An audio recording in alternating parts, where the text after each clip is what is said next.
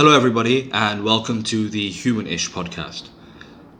In light of our upcoming episode on Friday with Dr. Gita Vaid about psychedelics and ketamine-assisted psychotherapy, I want to explain the interest in psychedelics from the perspective of the podcast. Why bother talking about psychedelics, right? Now, psychedelics sort of have a stereotype around them as being party drugs, right? You've got ecstasy, you have ketamine, as I just said, acid. So who cares? Why would you be interested in a party drug that is illegal? What warrants the study? Well, psychedelics are gaining popularity nowadays for starters. We've had studies talking about their uses in depression, which we'll talk about more in the podcast. But that's not what I want to focus on. I want to focus on it from the perspective of consciousness. Right? Now, talking about the human experience is the goal of the podcast. Therefore, talking about consciousness is integral to the podcast. Because, there is no experience without consciousness. Consciousness supports experience. So, if we want to understand consciousness, what should we do? Now, it's probably a good bet to go to the brain, neuroscience, or psychology, right? So, let's talk about how neuroscience is tackling consciousness. So, one, we have the roots of neural correlates, right? So, essentially, what's happening in the brain when, consciousness is changing, right? So, we can do something like, you're unconscious. So you've got this level of activity, this baseline activity happening, right? I can watch your brain and then I can give you an anesthetic and then watch which parts of your brain, sort of deactivate. Right, and you can do this through imaging techniques, right? So you're looking at a correlation between brain areas and conscious states. Okay, now you can do this one way, right? You can press buttons in the brain and then see what happens to consciousness, right? Maybe I could stimulate a certain area of the brain and then see what happens. Or I could do the reverse, where I know that you're transitioning between one state and another, and I could watch your brain and, I watch the changes and then characterize that with whatever model I have. Right, some people try to use chaos theory to characterize the difference between consciousness and unconsciousness. Now, I don't know the specifics of that, but the point is that's their model and that's their method of characterizing the different states and the transition between the two. Now, I want to focus on the second aspect of consciousness exploration, this idea that you're going to look at different states and then attempt to characterize them. Now, in the West, right, in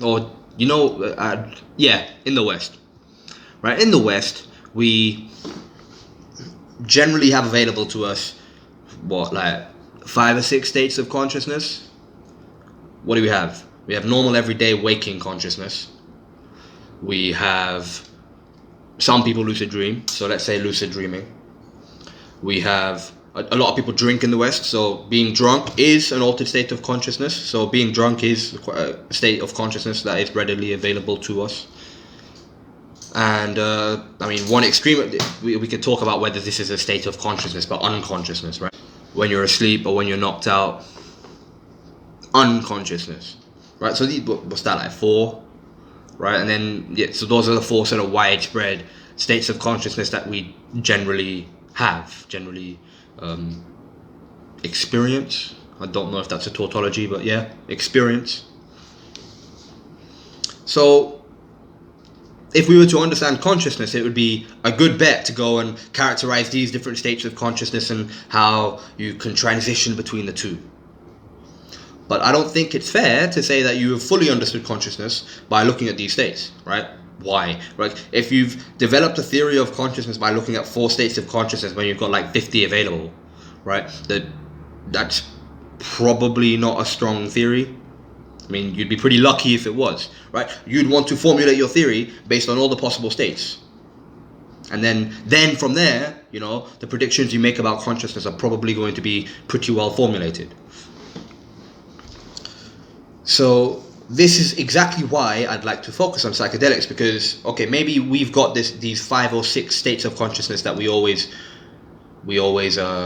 experience, but if there were more available, they're interesting, and there are more available, well, there seem to be at least, right? We've got ancient accounts, right? Ancient Hindus and ancient Buddhists have many accounts of altered states of consciousness, either via meditation or via psychedelics.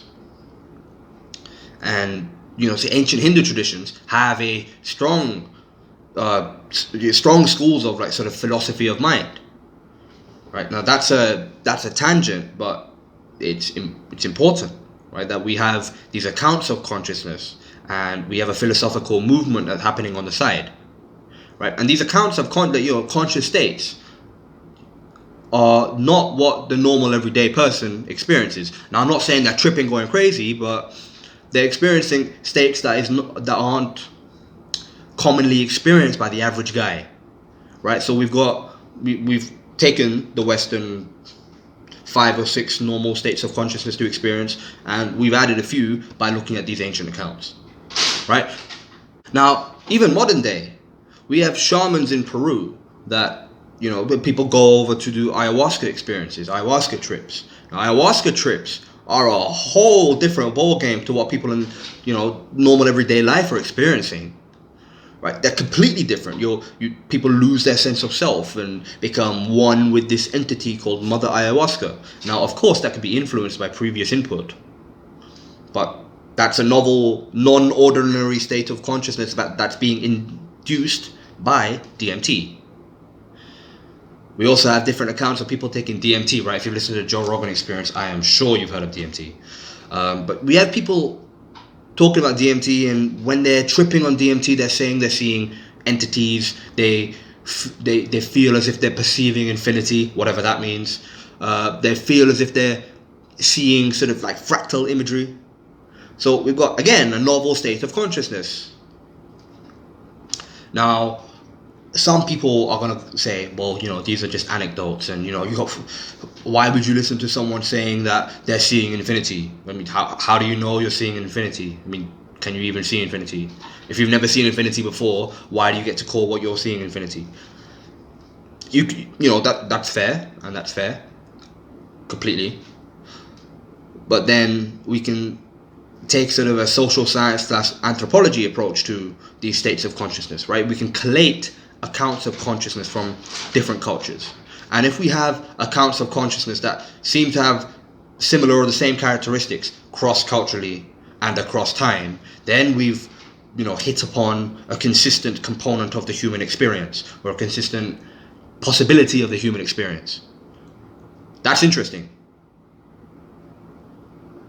And maybe they exist, right? They exist. They seem to exist in sort of psychedelic trips, and they seem to exist with people who have a lot of experience meditating, right? So it'd be of our best interest to look at these states, see if it's possible to study them, and if it is possible to study them, characterize them with whatever models we have available to us, right? And then we can go around forming a theory of consciousness that produces predictions that are likely to be accurate, right? By investigating all the several states of consciousness we have available to us, we've got more material to make a theory of consciousness. Now, given how much of a mystery consciousness is, I don't believe that we can afford to ignore, the information that we have.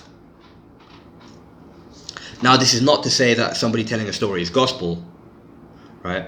Or that we have to, disregard the evidence-based sort of approach that we've had, and if someone says it happened. No, right? But we do have to accept that we have limitations, right? Now, we can't be conscious of somebody else's conscious experience, which is why we have to take this sort of historical approach and look at the consistencies within, between cultures. And there seem to be consistencies between cultures, but that's a topic for another time.